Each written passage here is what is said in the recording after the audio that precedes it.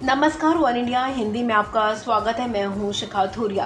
Reserve bank of India ने bank locker को लेकर नियमों में कुछ बदलाव किया है। इन बदलावों का सीधा असर उन ग्राहकों पर पड़ेगा जो लॉकर्स का इस्तेमाल करते हैं।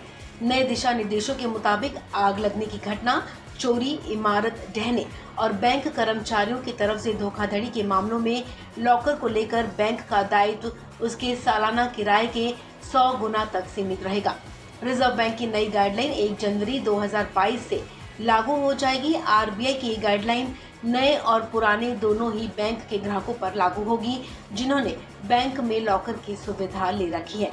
बैंक को लॉकर करार में एक प्रावधान शामिल करना होगा जिसमें लॉकर किराए पर लेने वाला व्यक्ति उसमें कोई गैर कानूनी या फिर खतरनाक सामान नहीं रख सकता। रिजर्व बैंक ने संशोधित निर्देशों में बैंकों के लिए मुआवजा नीति और देनदारी का भी विस्तार से उल्लेख किया है।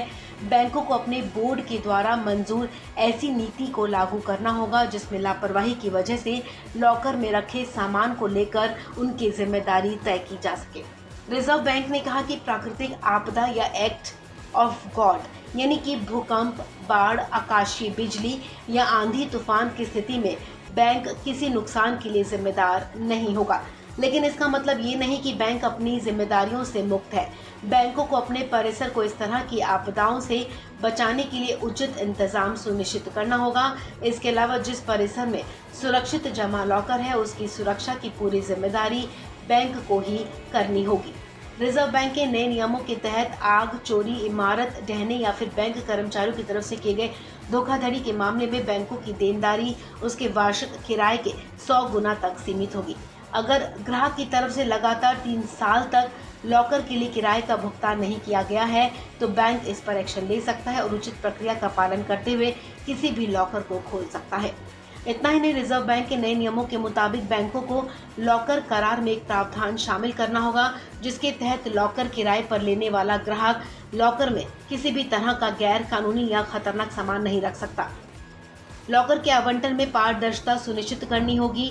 निर्देश में कहा गया कि बैंकों को लॉकर आवंटन के सभी आवेदनों के लिए पावती या रिसिप्ट देनी होगी। अगर लॉकर उपलब्ध नहीं है तो बैंकों को उपभोक्ताओं को इंतजार सूची यानी कि वेटिंग लिस्ट का नंबर देना होगा। इसके अलावा बैंकों को आईबीए द्वारा तैयार किए जाने वाले आदर्श मॉडल करार को भी अपनाना होगा। वहीं ग्राहक को सूचना देने के बाद ही लॉकर की शिफ्टिंग एक जगह से दूसरी जगह कर सकेंगे।